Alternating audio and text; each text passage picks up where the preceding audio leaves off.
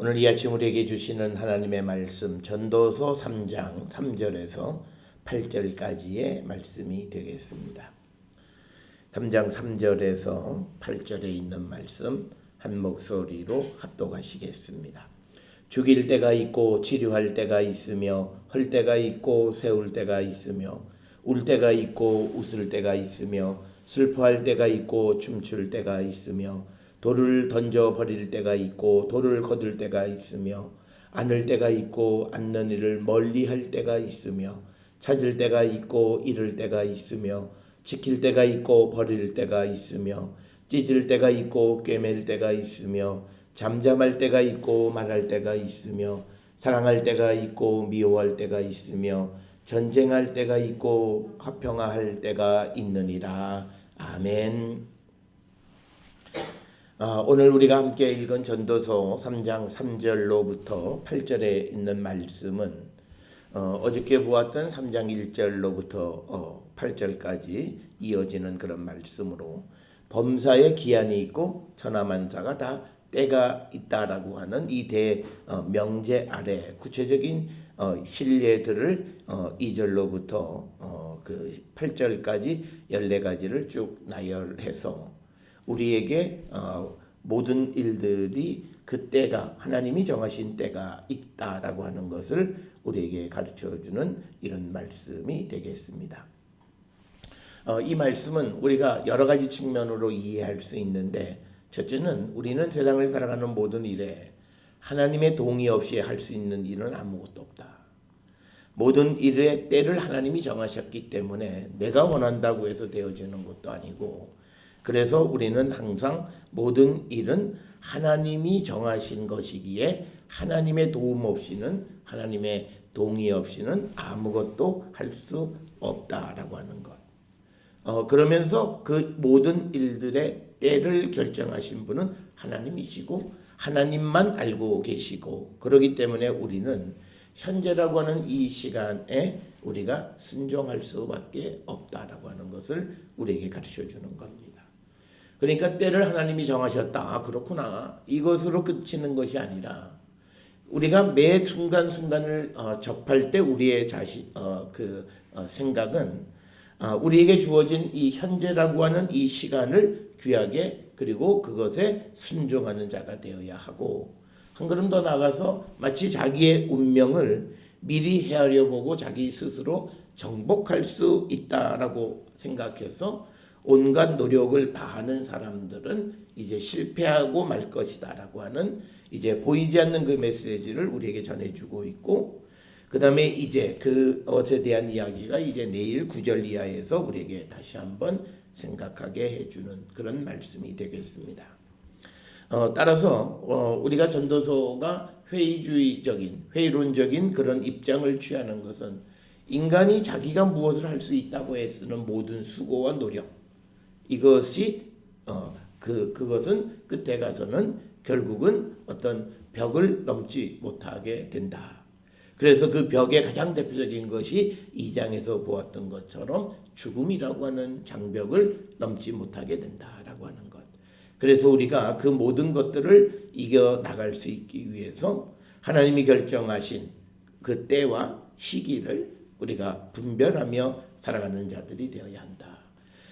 그래서 우리가 앞에서 말씀드렸듯이 이 때 그리고 그 내용 이 모든 것은 하나님이 결정하셨기 때문에 우리는 세상을 살아가면서 늘 하나님의 온전하신 뜻이 무엇인지를 분별하는 삶을 살아야 된다는 겁니다.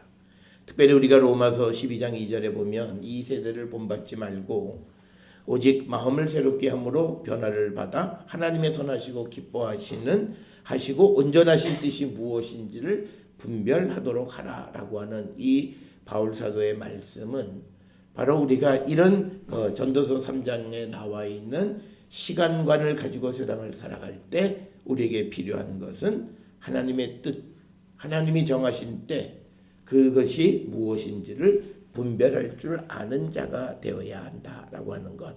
그것을 우리가 꼭 기억을 하셔서 우리는 이 전도서에도 그렇고 또 우리가 잠언 16장 같은 경우에도 우리가 아무리 많은 계획을 해도 하나님이 허락하지 아니하시면 아무것도 이룰 수 없다라고 하는 그 생각 속에서 우리는 늘 하나님의 그 온전하신 뜻을 묻고 그 뜻을 따라 살아가는, 그리고 오늘 우리에게 주시는 그때에 순종하는 삶을 살아가는 자가 되어야 한다라고 하는 것을 우리에게 강조하기 위해서 이제 누구나가 들어서 다 알 수 있는 구체적인 예들을 우리에게 제시해 줍니다. 그래서 어찌 보면 우리가 전도서 3장 1절로부터 8절의 말씀은 대단히 쉬운 말씀처럼 느껴지지만, 그러나 그것을 알면서 그것에 순종하는 삶을 사는 것은 사실 또 우리에게 대단히 어려운 일이다. 그래서 우리는 내게 어떤 어려운 일이 다가오면 이것을 우리가 인간의 수고와 노력으로 극복해 보려고 애쓰는 그런 수고, 그런 것이 다 허무한 것이고 오직 하나님께로 갈 때에 그 모든 것에 해법이 있다라고 하는 것을 우리에게 가르쳐 주시는 그런 말씀이 되겠습니다. 특별히 오늘 우리가 살고 있는 이 시대는 인간의 능력이 극대화되어져서 인간은 무엇이든지 할 수 있다라고 하는 교만한 시대에 우리가 살고 있습니다. 우리가 문명이 발달했고 과학기술이 발달하고 인간의 지식이 발달했다라고 하는 것은 다른 측면에서 보면 인간의 교만함입니다. 우리가 인류 역사를 통해서 보면 그 문명이 멸망할 때는 인간의 지혜와 지식이 가장 정점에 달할 때 망하게 됩니다. 그때 사람들은 하나님과 또는 신적인 존재들을 우습게 여기고 스스로 그것을 정복해 보려고 하는 노력들을 하고 그러다 결국은 패망하게 되어지는 것을 우리가 보면서, 우리가 역사를 배워야 된다라고 하는 것이 누가 잘했고 잘못했고를 분별하는 것보다 우리가 시대를 짚어볼 수 있는 그런 안목을 우리가 가져야 되고, 그리고 그런 시대 속에서 특히 믿음 있는 사람들은 하나님의 역사가 어떻게 이루어지고 있고, 그래서 오늘 내가 사는 이 현재가 어떤 의미가 있을 것인가를 분별하면서 그 시대에 걸맞는 삶을 우리가 살아가기를 결단해야 된다라고 하는 겁니다. 이제 오늘 우리에게 주시는 3절에 보면 죽일 때 치료하려고 하면 그 사람 살릴 수 없다라고 하는 거고요. 헐 때에 이것을 세우려고 하면 세워지지 않는다라고 하는 거죠. 최근에 어느 강남의 어떤 건물이 안전 진단에서 위험해서 그곳에 살고 있는 사람들을 대피시키는 거죠. 그러니까 헐 때가 되면 사람이 아무리 거기에 가서 살려고 해도 할 수가 없다라고 하는 거죠. 헐 때는 허물어야 되는 거고 세울 때는 세워야 된다라고 하는 겁니다. 그래서 우리가 세상을 살아갈 때 우리가 지금 죽일 때 치료할 때의 문제를 놓고 연명 치료에 대한 여러 가지 사회적 그 합의를 도출하려고 했어요. 그런데 그때도 사실은 하나님이 정하시는 거지, 사람이 어떤 경제적인 관점이나 어떤 시대적 윤리적 관점에 의해서 무엇을 결정해서 한 사람의 생명을 우리가 죽이고 살리고 하는 그 일은 대단히 위험한 일이다라고 하는 사실을 우리는 꼭 기억하셔야 됩니다.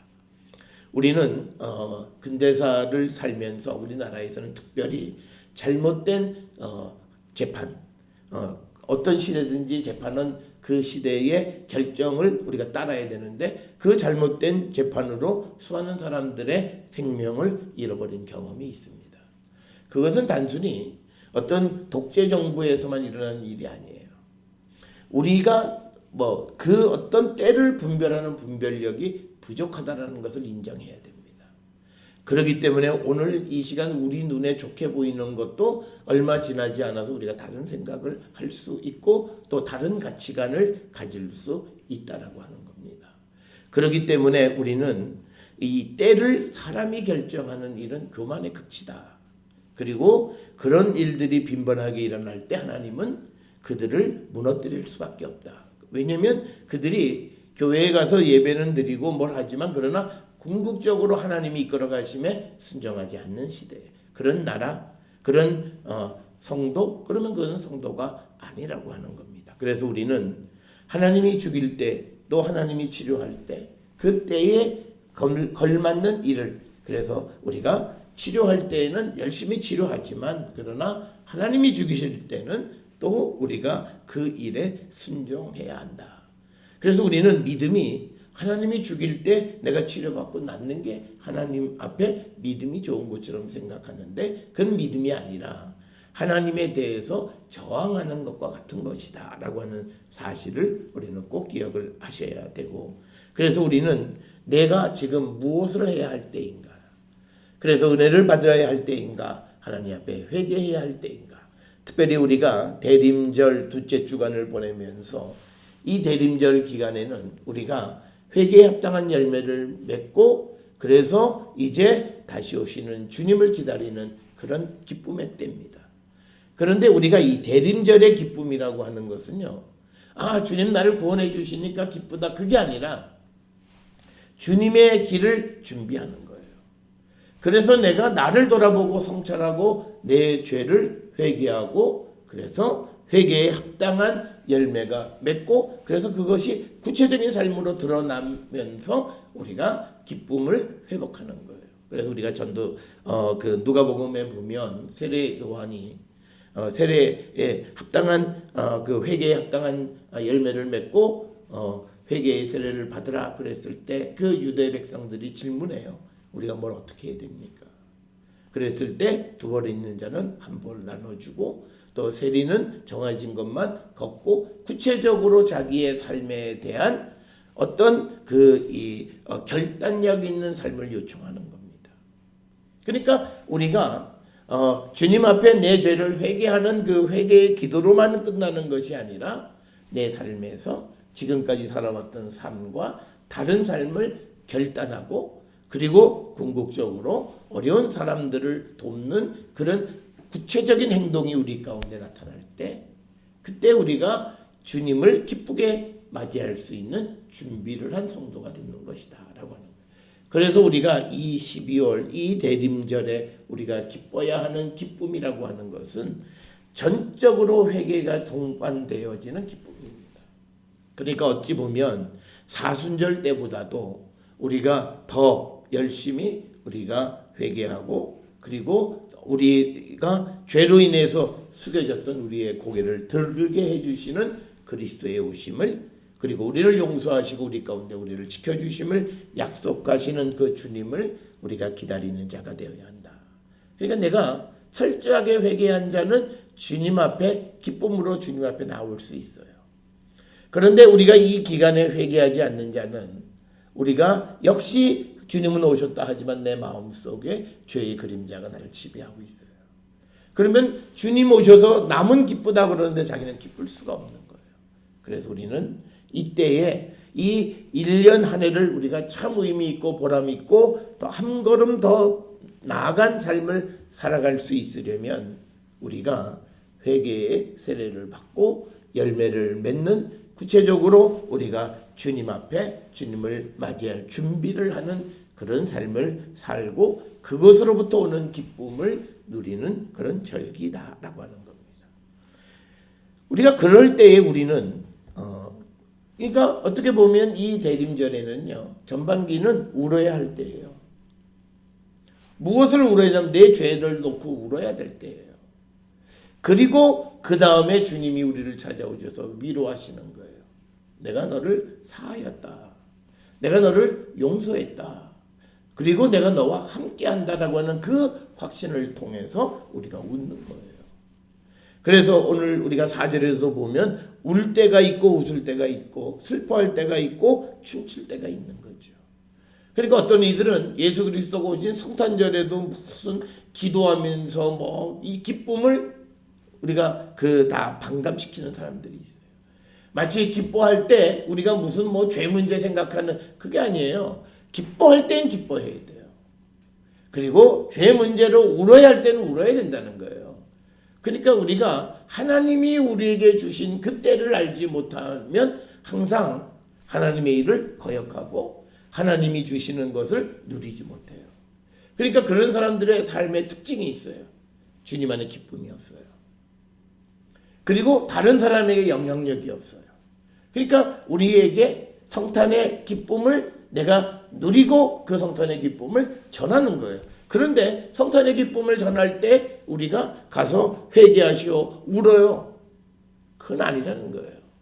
그때를 우리가 분별하며 살아가는 자가 되어야 된다는 거예요. 그래서 우리가 회개할 때, 울 때, 그때 울고, 그래서 우리가 대림절은 4주 가운데 2주는 우리가 회개하는 거고, 그 다음에 나머지 3주와 4번째 주는 이제 우리를 용서하신 주님이 우리에게 약속하신 대로 오심을 기다리는 그 기쁨과 희망으로 차 있는 날이에요. 그래서 우리가 이번 주까지 우리의 삶은 나를 돌아보는 그런 어떤 조금은 좀 우리가 희망을 향해 나가기 위한 슬픔의 때, 그리고 나를 돌아보면서 성찰하는 회개의 때, 이런 때가 우리가 살아야 되고, 그래서 우리가 버릴 건 버려야 되는 거예요. 그런 결단력이 있을 때 우리가 정말 회개에 합당한 열매를 맺었다. 그런데 회개 기도를 한다고 해요. 아무것도 버린 게 없어요. 누가복음 3장에서 세례 요한의 엄격한 금욕 생활을 강조하고 그런 메시지를 줄 때 백성들이 그나마 질문해요. 어떻게 하면 되겠습니까?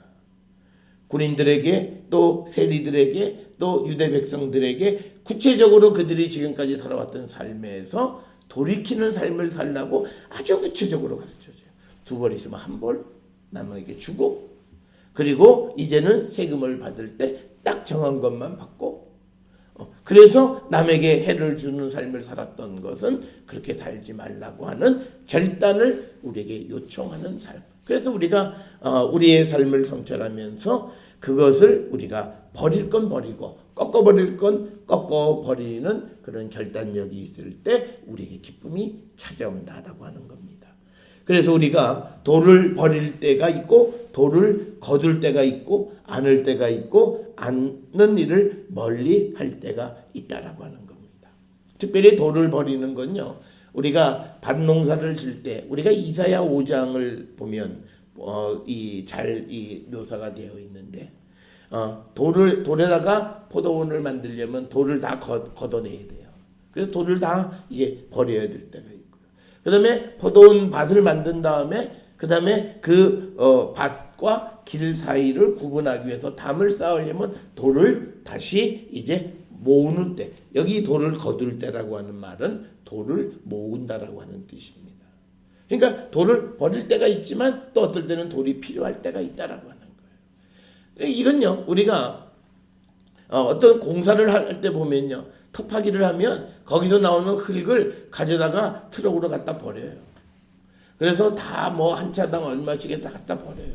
그러다가 나중에 또 이 털을 메꾸고 할 때는 다시 그 흙을 다시 다 와서 다시 메꿔요.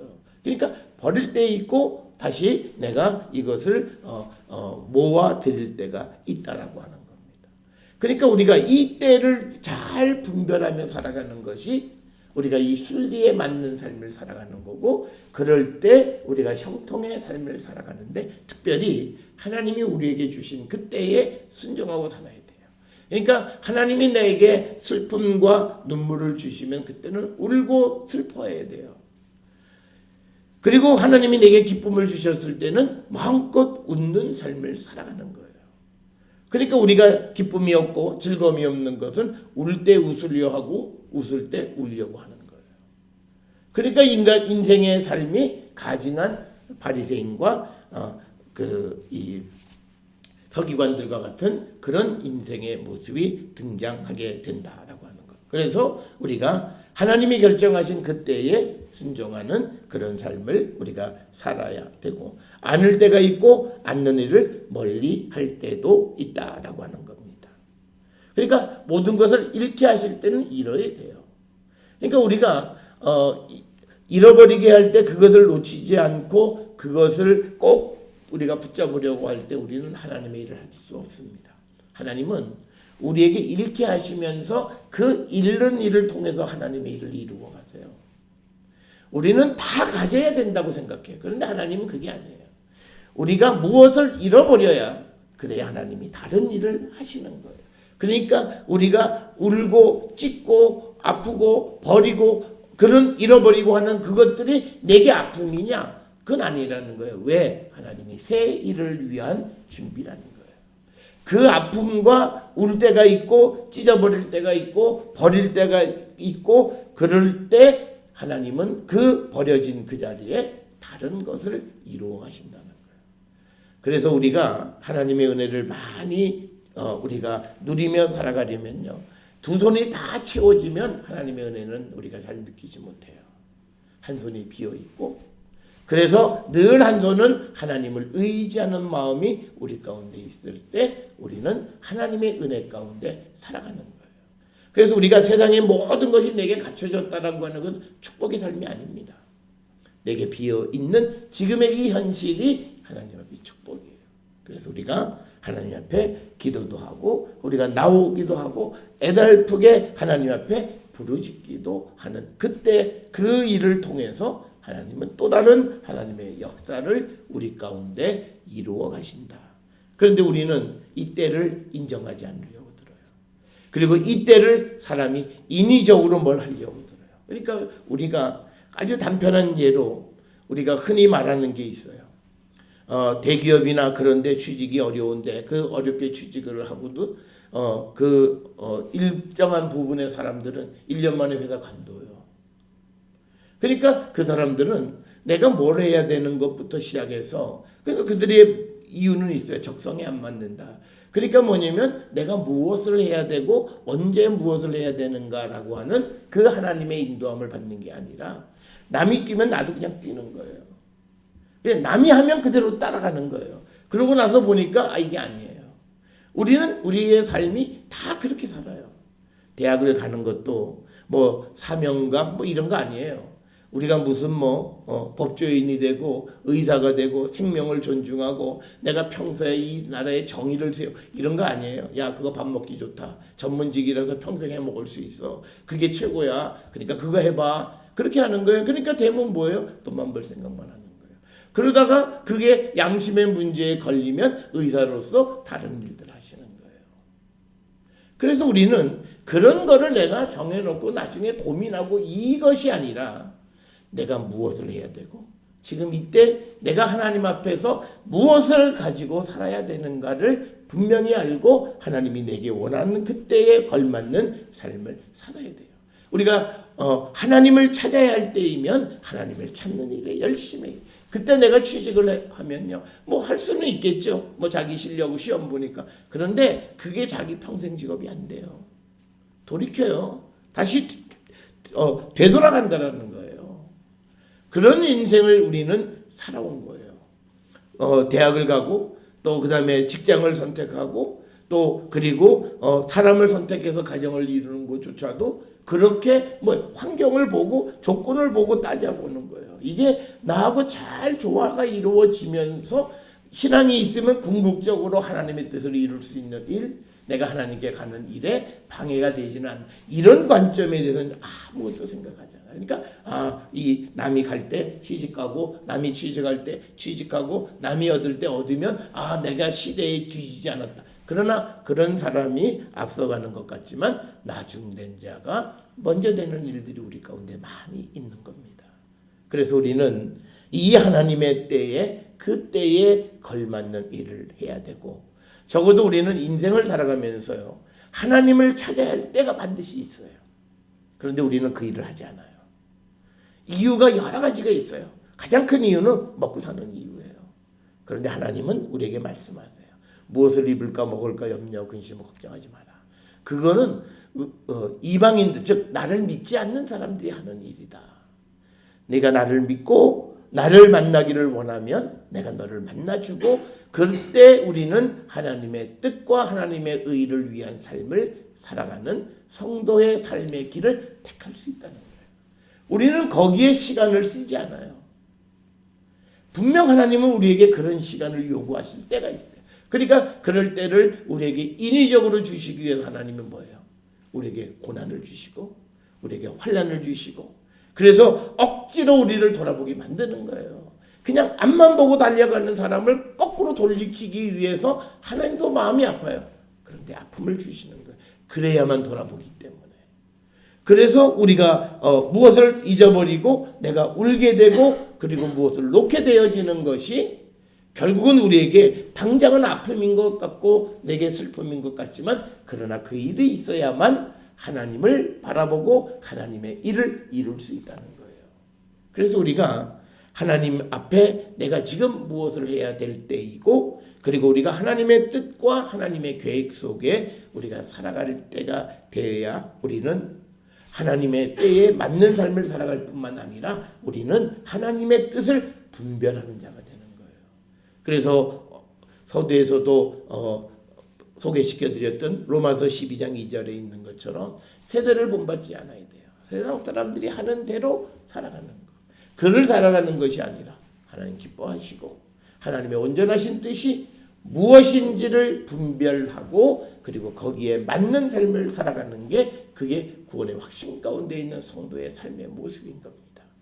그래서 우리는요, 하나님이 때로는 찢을 때도 있고요, 꿰맬 때도 있고, 잠잠할 때도 있고, 말하게 하실 때도 있어요. 예수님은 처음 이적을 베푸실 때에는 아직 때가 되지 않았을 때는 아무에게도 말하지 마라, 잠잠하라고 이야기하세요. 그러다가 이제 말할 때가 되고 주님의 때가 가까웠을 때는 그것을 우리에게 지금 주신 것은 선포하는 거예요. 그런데 오늘 우리가 세상을 살아가면서 그리스도를 선포해야 하는 이때에 우리는 잠잠해요. 이게 문제라는 거예요. 오늘날 우리가 많은 사람들이 전도가 잘 안 돼요 라고 말하는 건요, 다른 게 아니에요. 선포해야 될 때 선포 안 하는 거예요. 선포하면 그 다음부터 움직이는 건 하나님이세요.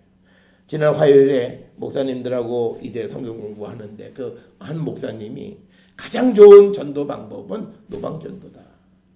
노방전도, 그러니까 어떤 목사님이 물어봐요. 노방전도 하시면 뭐 말 못 건넨다는 거예요. 그냥 주기 바쁘다는 거예요. 그런데 그 말씀 속에 계시는 하나님이 역사하신다는 거예요. 그러니까 그거는 성경에서 우리에게 가르쳐준 정답이에요.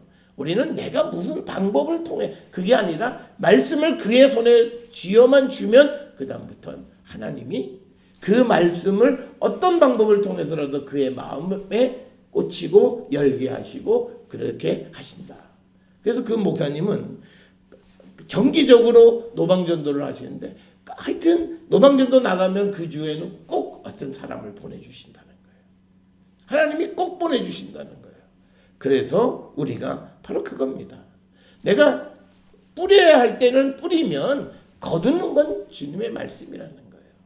그런데 우리는 지금 그리스도를 선포하고 전하라고 하는 사명이 주어져 있는데 우리는 안 해요. 그렇게도 안 돼요. 하나만 해요. 다 해봤어요. 그러면서 움직이질 않는 거예요. 그러니까 우리 이 시대가 점점 교회가 전도가 어렵다. 그래서 사람들은 아예 할 생각도 안 하는 거예요. 그게 오늘 우리가 살아가는 불순종의 가장 큰 일 중에 하나예요. 그래서 전하지 않는 거예요. 전도하지 않는 거예요. 하나님이 어떻게 하실지 하나님의 능력을 믿지 못하니까 우리가 지레 자기 판단에 의해서 모든 것을 멈춰 세워놓은 그 모습. 그러니까 오늘날 교회는요, 구원의 방주가 아니에요. 문화의 전당이 돼버렸어요. 뭐 음악회나 하고 사람들 위로하기, 무슨 뭐 노인잔치나 하고 뭐 이거예요. 이건요 구청도 다 해요. 우리가 해야 될 일은 그들에게 생명의 말씀으로 그들을 구원하는 일을 감당해야 돼요. 그 일을 해야 할 때 우리는 쉬고 있고 그 환경을 탓하기만 하는 그런 모습에서 아무 열매도 맺을 수가 없다라고 하는 겁니다. 그래서 오늘 주시는 3절부터 8절에 나와 있는 이 모든 때들, 인간이 살아가는 모든 때에서 그 모든 일을 결정하신 분은 하나님이세요.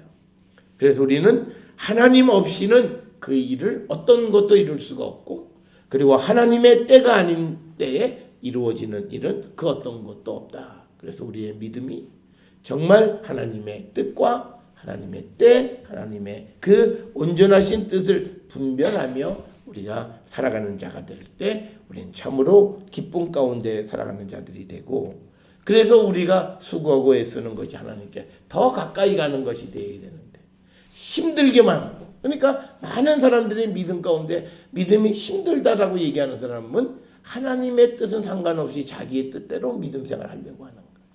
그리고 우리가 이것은 신약으로 오면 우리를 이끌어 주시는 분이 계시는데 성령이 우리 안에서 우리를 인도하시는 거예요. 그러니까 사도 바울이 내가 뭘 하고 싶은 마음은 있었지만 그러나 그가 하나님의 뜻, 하나님의 성령이 자기 안에서 역사하시는 걸 따라가니까 모든 것 다 이루는 거예요. 자기의 욕망도 이 성령 안에서 내려놓기도 하고, 내가 정말 좋은 일인데도 성령이 허락하지 않으면 다 내려놓고, 그래서 하나님이 원하시는 일과 하나님이 원하시는 때 그것에 따라서 움직여 살아가기 때문에 그에게는 많은 열매를 맺게 되고, 그리고 우리가 잘 아는 초대교회 로마 유럽 지역의 교회가 확산되어지는 계기가 된 것은 바로 하나님의 때, 하나님의 일을 우리가 정확하게 분별한 것이다. 그래서 우리는 그 사도 바울에게 배워야 할 건 바로 그겁니다. 하나님이 주시는 일을 하나님의 때에 걸맞게 우리가 행할 수 있는 자, 그러기 위해서 우리는 하나님의 그 뜻을 분별하는 자가 되어야 되는데, 그 분별케 해주시는 것은 진리의 성령이 우리 안에 거하실 때 우리를 인도해 주신다는 것. 그래서 우리가 성령의 충만한 가운데서 하나님의 온전하신 뜻을 분별하며 세대를 본받지 않고 주님의 뜻에 순종하는 삶을 살기를 결단하는 우리 모든 성도들이 될 수 있기를 주의 이름으로 축원합니다.